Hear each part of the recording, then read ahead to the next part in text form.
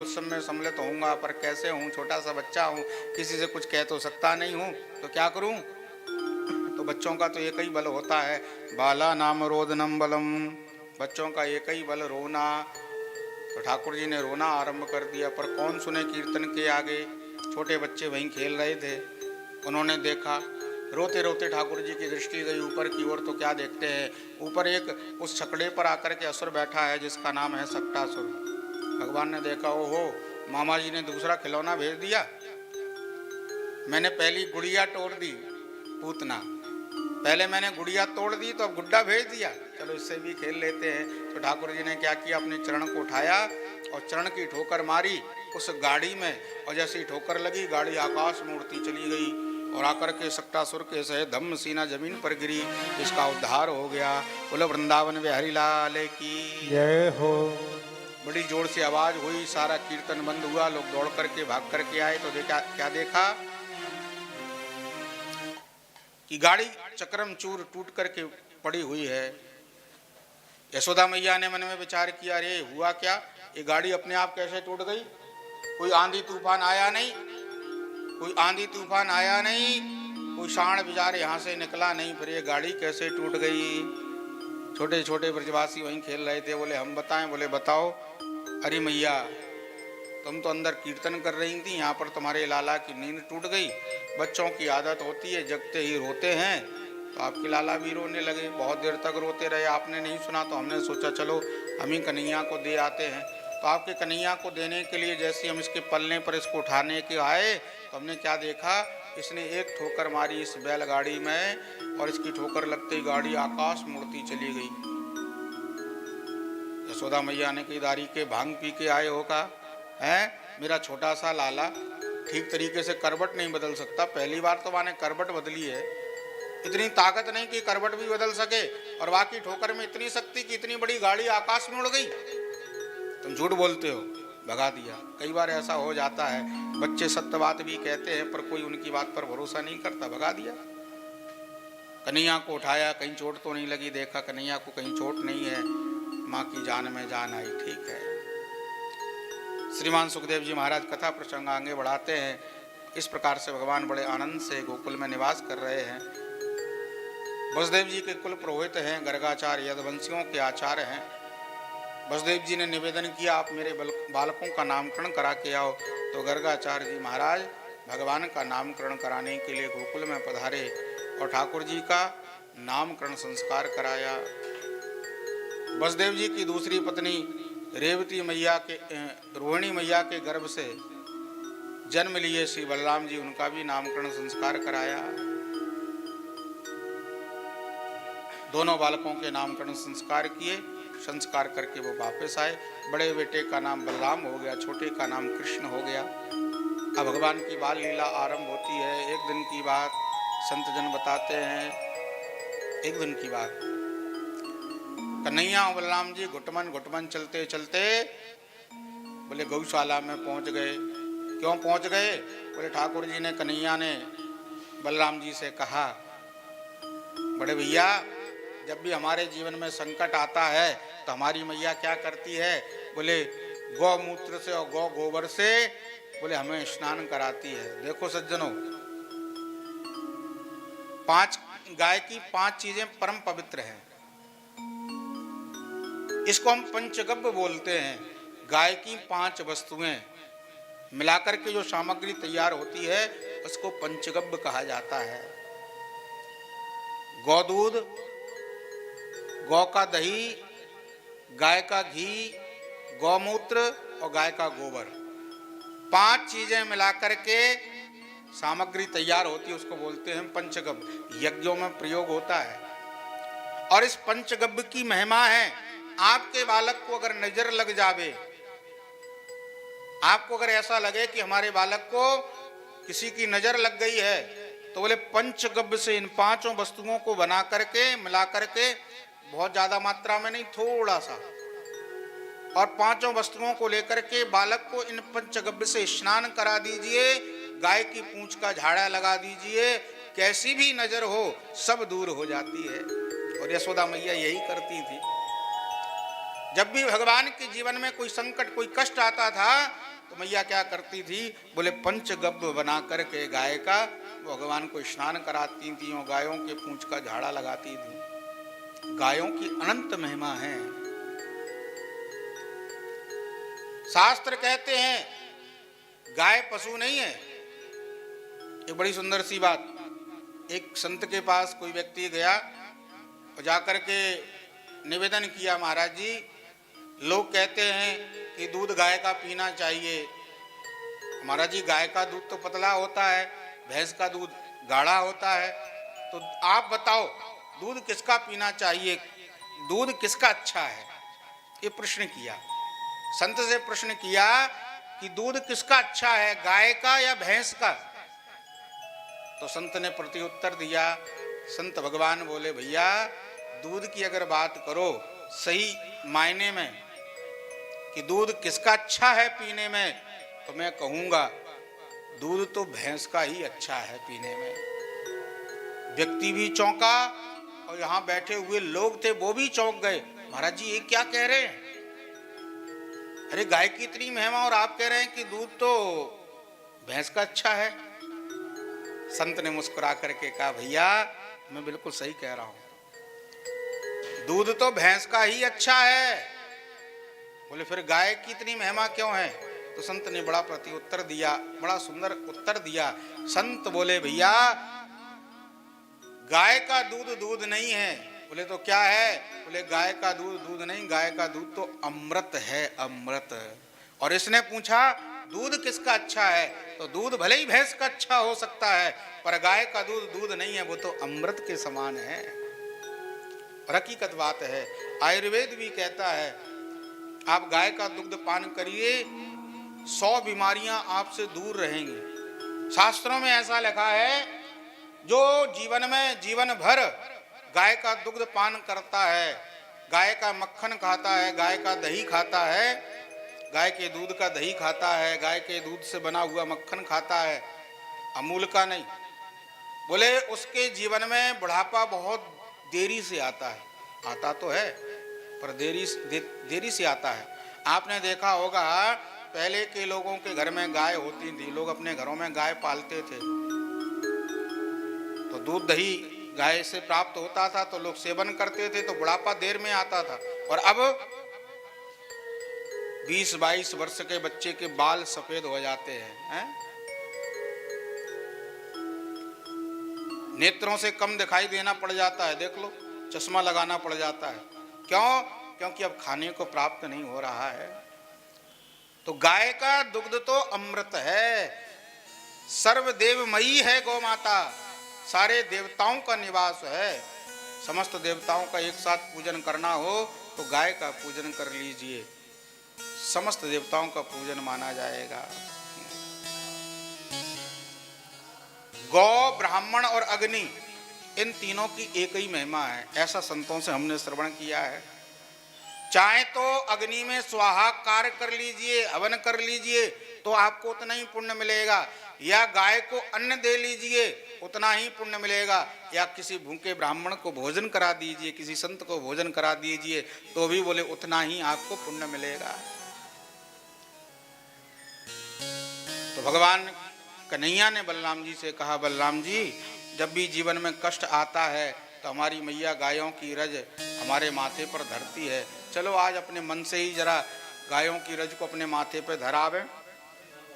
तो ऐसा विचार करके दोनों भाई गौशाला में गए और खेलने लगे। छोटे छोटे से बच्चे थे, एक बैल बंधा था, बैठा था, जुगाली कर रहा था।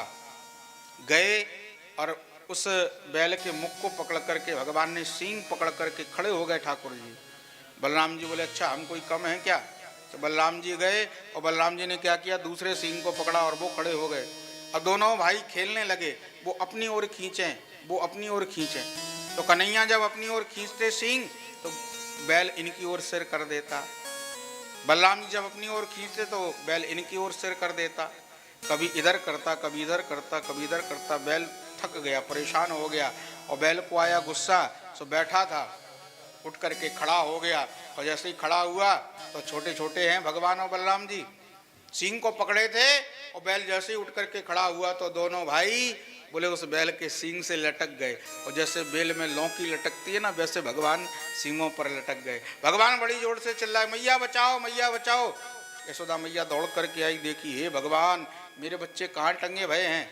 पकड़ने के लिए जैसे ही दौड़ी, भगवान का हाथ छूट गया। जैसे ही हाथ छूटा तो नीचे पड़ा था गोबर का ढेर, भगवान उसमें गिर गए, सारे शरीर में गोबर लग गया। यशोदा मैया ने कन्हैया को गोबर से बाहर निकाला, शरीर से गोबर को पोंछा और हंस करके बोली, भैया लाला मैं तो को कितनों भी नवा लूँ धुवा लूँ, कितनों भी तेरा श्रृंगार कर लूँ, पर तू जा कर के गोबर में ही खेलता है। मोकू तू ऐसो लगे कि तू पूर्व जन्म में सूकर था क्या। भगवान हंस करके मैया से बोले, बलराम जी से बोले, देखो भैया बलराम जी, मैया ने हमको पहचान लिया। क्यों? क्योंकि एक अवतार हमारा शूकर अवतार भी हुआ है। शूकर अवतार भी हमने धारण किया है। इस प्रकार से भगवान बाल लीलाएं पूरे कर रहे हैं। श्रीमान सुखदेव जी महाराज कथा प्रसंग आगे बढ़ाते हैं और बताते हैं, एक दिन की बात, ब्रज गोपियों ने मन में विचार किया, हमने ऐसा सुना है कि यशोदा मैया के बेटा बड़े सुंदर हैं। अब भगवान थोड़े से बड़े हो गए, चलने फिरने दौड़ने कूदने लगे। गोपियों ने मन में विचार किया, हमने ऐसा सुना है यशोदा के बेटा जो कन्हैया बड़े सुंदर हैं, पर हमने अभी तक उनके लाला को देखा नहीं। क्यों? क्योंकि हम घर से बाहर निकल नहीं पाते। हमारे घर की परंपरा है, कुल की परंपरा है। पहले की परंपरा थी, घर के बाहर के काम सासू माताएं करती थीं और घर के काम बहुएं करती थीं। हाँ, बहुएं ज़्यादा घर से बाहर नहीं निकलती थी, ये परंपरा थी। आप लोगों ने भी देखी होगी, हमने भी देखी है। घर की बहुएं घर से बाहर बहुत कम, बहुत विशेष कोई काम होता था तभी जाती थी, नहीं तो वो घर में रहती थी, मर्यादा थी।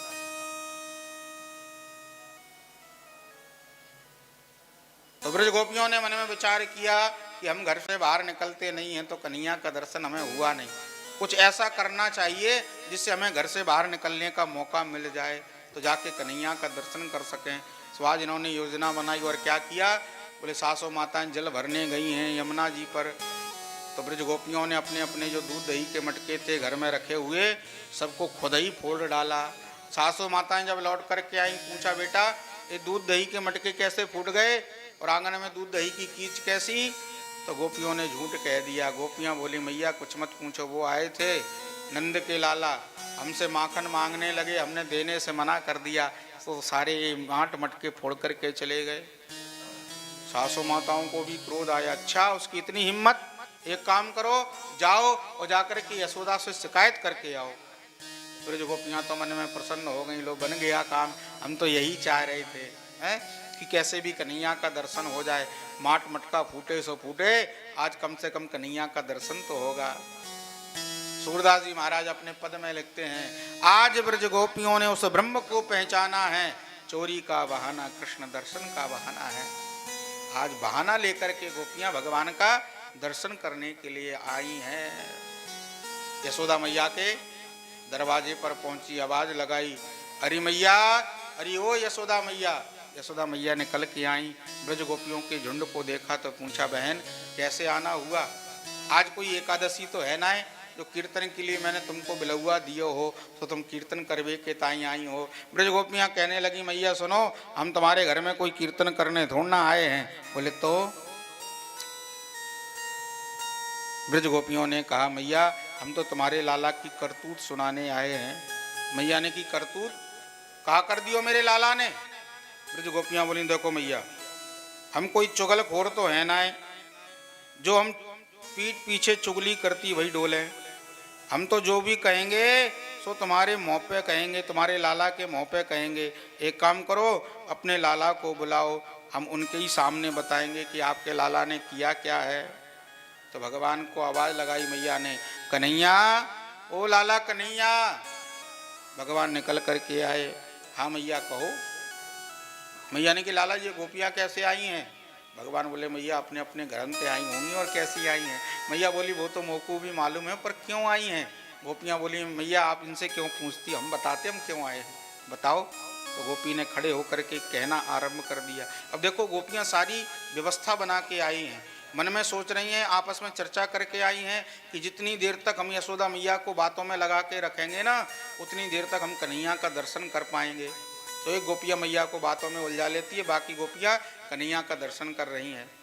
गोपी उठ करके खड़ी हुई और खड़ी होकर के बोली, मैया सुनो, ये आपके लाला जो सीधे साधे दिख रहे हैं ना आपको, ये सीधे साधे नहीं है, भोले नहीं है, हाँ बहुत चंचल हैं, बहुत उद्यम करते हैं। क्या उद्यम किया मेरे लाला ने? तो गोपी ने कहना आरंभ किया, मैया आपके लाला हमारे घर में आते हैं और पता क्या उद्यम करते हैं? बोले क्या उद्यम करते हैं? तो गोपी कहती है, वत्सान मुंचन क्वचित समय क्रोश संजात हासः। आपके लाला हमारे घर में आते हैं और हमारे गाय के जो छोटे छोटे बछड़े हैं उनको खोल के भग जाते हैं। मैया कहती है, ये उधम धोना ये तो काम है? मैं गैया धोने जाती हूँ तो मेरा लाला बछड़ा खोलता है, तो वैसे ही तुम जब गैया धोने जाती होगी तो मेरा लाला बछड़ा खोल देता है, तो तुम्हारा काम ही करता है। गोपियाँ बोली, नहीं मैया, जब हम गैया धोने जाते हैं तब बछड़ा नहीं खोलते। बोले तो? बोले क्वचित समय, असमय में जाकर के हमारे गायों के बछड़ों को खोल के भग जाते हैं। आपके लाला को पता चल जाए कि गोपियां गाय धोने जा रही हैं तो 1 घंटे पहले जाकर के और बछड़े खोल करके भग जाते हैं, और बछड़े जाकर के सारा दूध पी लेते हैं। और हम जब दूध निकालने जाते हैं तो गाय हमको लात मार के भगा देती, हमको एक बूंद भी नहीं मिलता और हमारे बच्चे भूखे रह जाते हैं। तो ऐसा उद्यम करते हैं। सुखदेव जी कहते हैं, परीक्षित से परीक्षित भगवान का तो स्वभाव है, बछड़ों को असमय में ही भगवान खोल देते हैं कृपा करके। मतलब बोले देखो, यहाँ पर वत्स का मतलब 2 अर्थ है। एक तो वत्स का मतलब है गाय का बछड़ा और दूसरा वत्स का मतलब है भक्त। तात्पर्य है कि भगवान जब कृपा करते हैं, भले ही हमने अपने जीवन में कर्म अच्छे नहीं किए, लेकिन अगर भगवत कृपा हो जाए तो बिना अच्छे कर्म किए भी भगवान की अगर कृपा हो जाए तो भगवान इस संसार से हमको मुक्त कर सकते हैं। ये ठाकुर जी की कृपा के ऊपर निर्भर है। कब किस पर कैसे कृपा भगवान कर दें ये तो भगवान ही जानते हैं और कोई नहीं जान सकता। हाँ, कहो तो जिंदगी निकल जावे भजन करते करते और भगवान ना मिले, और कहो तो कोई भजन ना करना पड़े और ठाकुर जी की कृपा हो जाए। ये तो ठाकुर जी की कृपा के ऊपर निर्भर है, कारण रहित दयाल। तो ब्रज गोपियां कहती हैं, ऐसा उद्यम करते हैं, वत्सान मुंचन क्वचित समय क्रोध संजात हासः।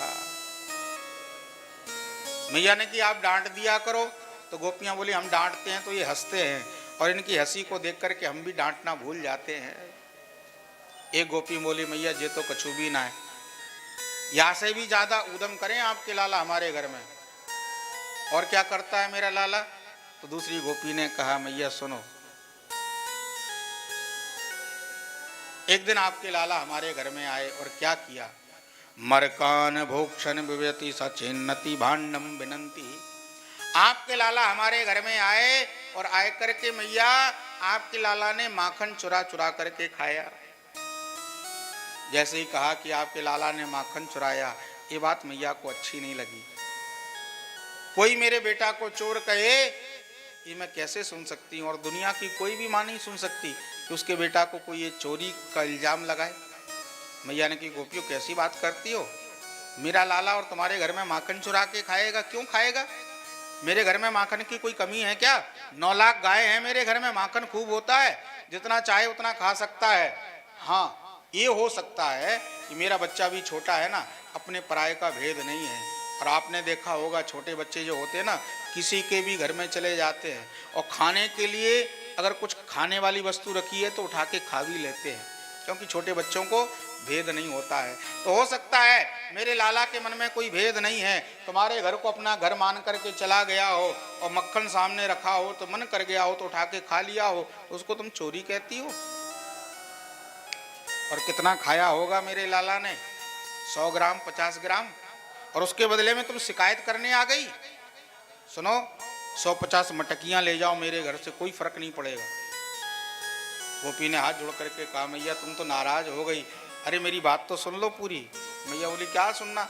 अरे भैया सुनो तो सही, सुनाओ।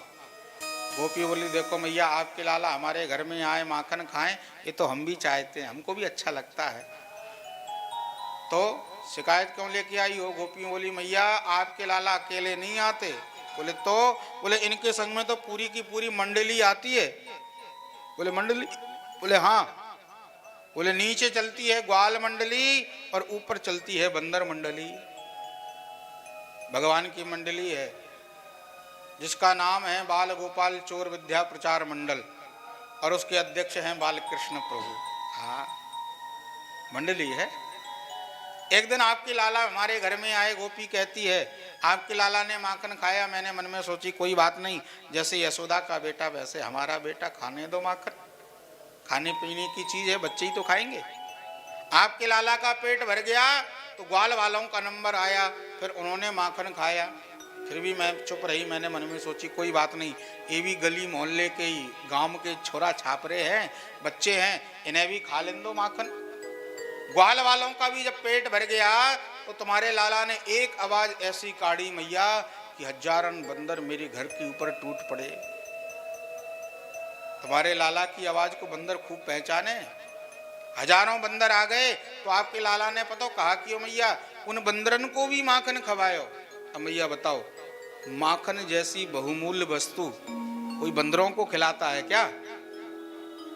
आपके लाला ने बंदरों को माखन खिलाया। फिर भी मैं चुप रही। मैंने मन में सोचा चलो रहने दो, आज इसको अपने मन की कर लेने दो।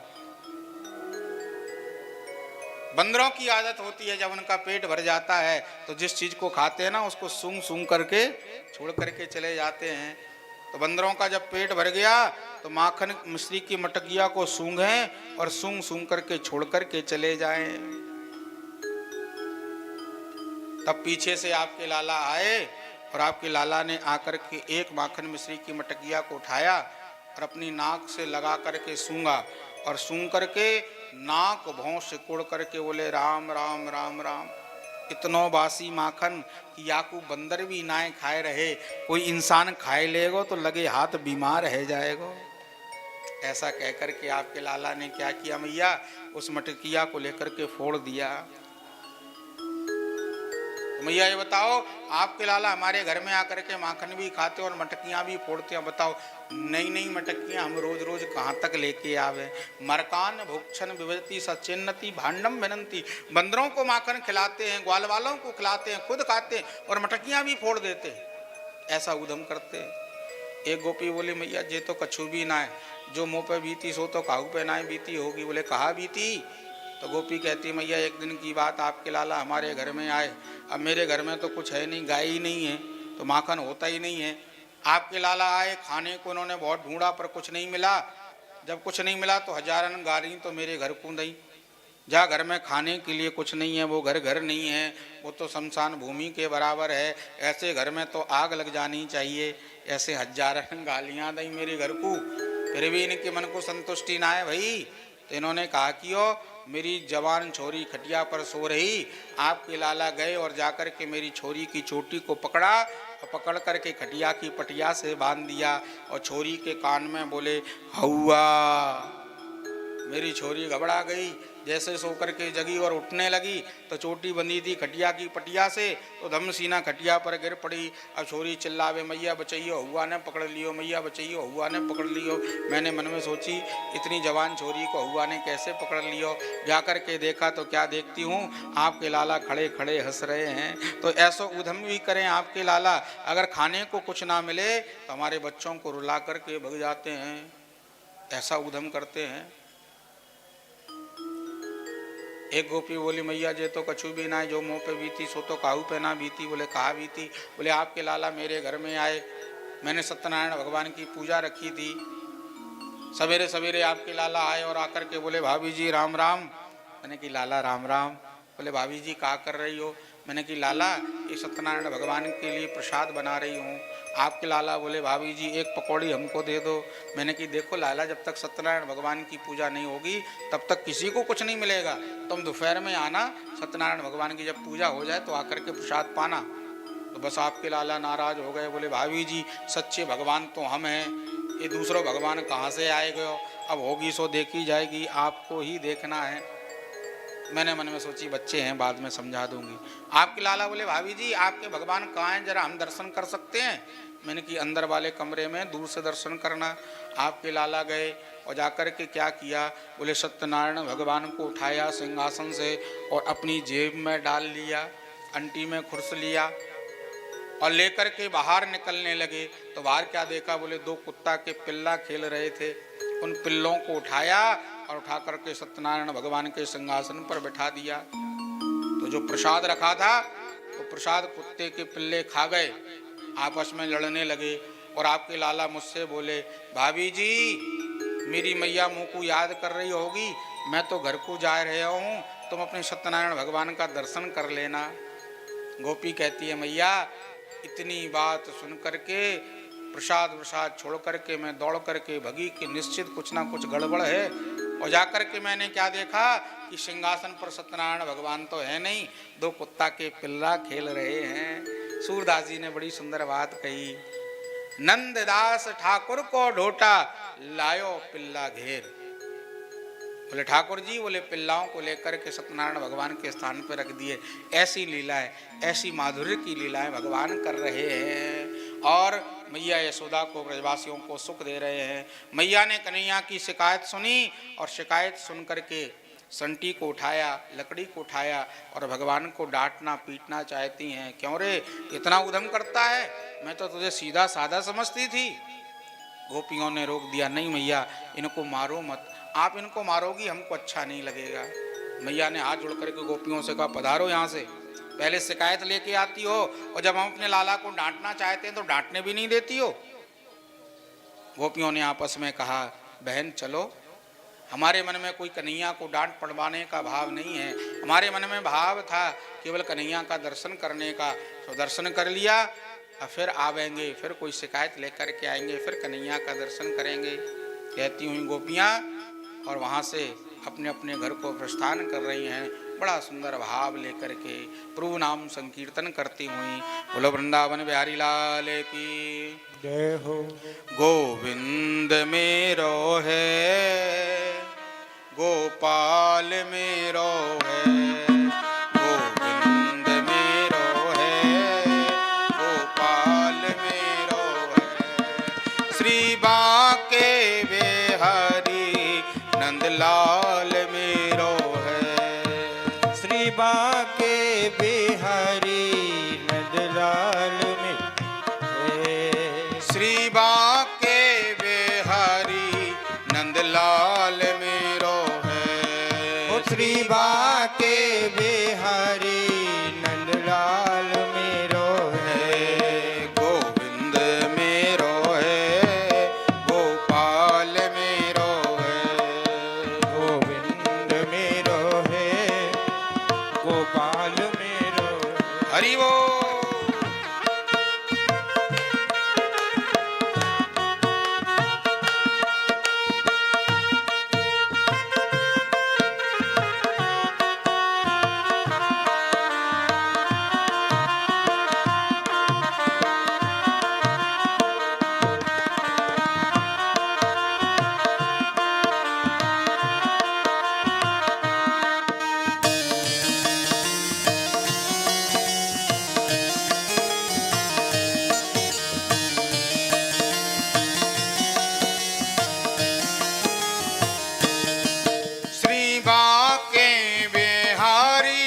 नंदलाल मेरो है, श्री बांके बिहारी नंदलाल मेरो है, श्री बांके बिहारी नंदलाल मेरो है, श्री बांके बिहारी नंदलाल मेरो है, श्री बांके बिहारी नंदलाल मेरो है, श्री बांके बिहारी नंदलाल मेरो है। गोविंद मेरो है, गोपाल मेरो है, गोविंद मेरो है,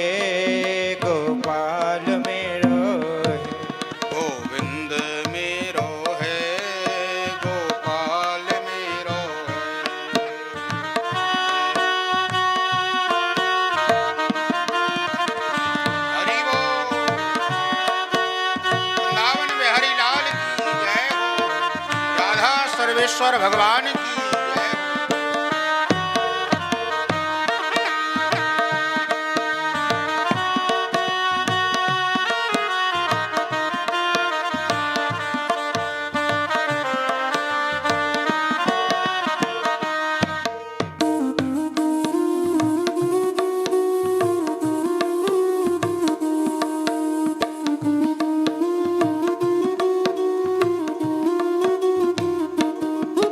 श्री बांके बिहारी नंदलाल मेरो है। श्री बांके बिहारी नंदलाल मेरो है। श्री बांके बिहारी नंदलाल मेरो है।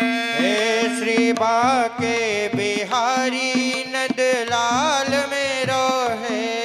श्री बांके बिहारी नंदलाल मेरो है। हे श्री बांके बिहारी नंदलाल मेरो